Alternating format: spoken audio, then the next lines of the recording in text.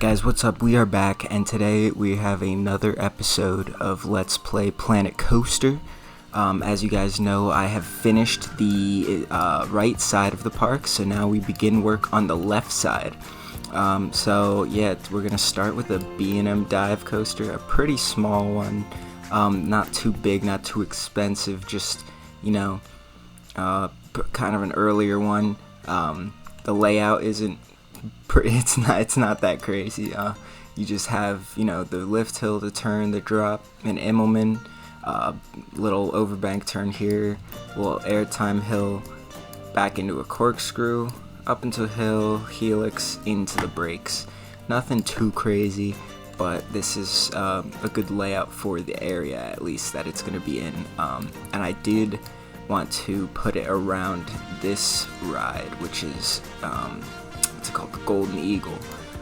So it looks pretty cool. I'll show you guys obviously off-ride footage when I finish, but when these two are going together, it looks really cool. One thing I wanted to say is I did not go with the conventional drop track that they have, the holding brake. I decided, because they're just, the ones in this game are so unrealistic. It holds the whole train over, like halfway over the drop, like down here, and they're supposed to be hanging like right here. So I just put some brakes right before the drop to slow it down to its slowest speed, and then it really does kind of hang here. You'll see. It looks pretty good. I like it, and it's a bit more realistic than what the game provides. So yeah, this is the layout of the area. I'm also going to probably put 2 more rides in. I'm definitely putting in a top spin, but if I want another ride, I will think about putting one over here. But I'm not going to finish this whole area today, but I am finishing the dive coaster for sure. So yeah, we'll see you guys in the next clip where all of it's finished. Alright guys, we are back, and I gotta say, this dive coaster has turned out so well. I love it. It's probably my favorite ride in the park so far. So yeah, as I said, you know, this is kind of my own custom take on a dive, but you know, it's a little bit more accurate than what the game actually provides. As I said, also, I wanted this to be pretty much like a jungle area, so this is all going to be like covered in trees. This entire area will be. But let's start out with the experience of not the finished area, but the whole area as of now.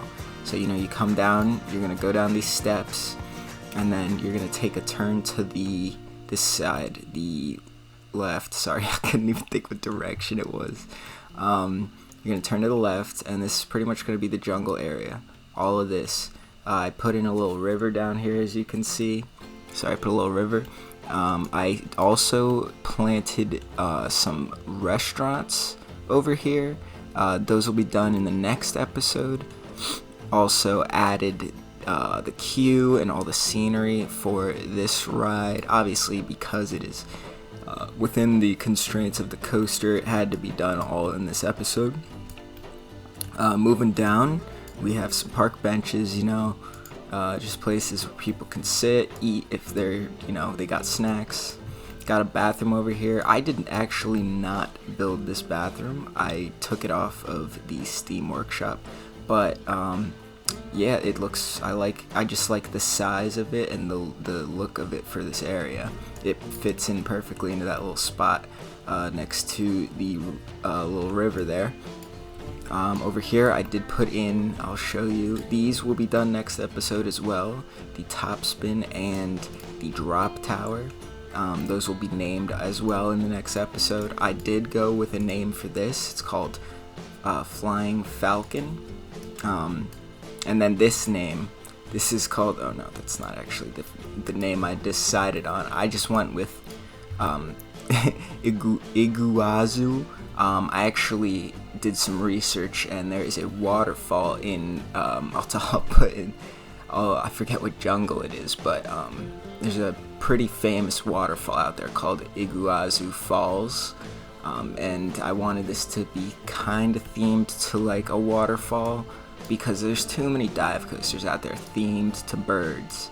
so I wanted something a little different. So I think this works pretty well. The queue is actually pretty awesome. It starts right under this dive loop, or the Immelmann, my bad. And then you go all the way under here, through a lot of rock work and such, a lot of plants. You really go under the ride a lot too. This area is well shaded, looking pretty good. It's the big trees shading the whole area. And then the station, I want it to be ultra simple because, like I said, this is probably an older ride in the park. Not older, but like one of the main attractions in like the early 2000s, you know. So it wouldn't be too crazy.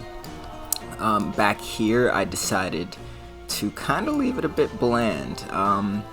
You know, just be the ending to the ride. Wouldn't put too much money into it, but still make it look, you know, well presented. So yeah, this coaster turned out great. I love it. It is definitely one of my favorite coasters in the park. At the moment, I'd say it's my favorite.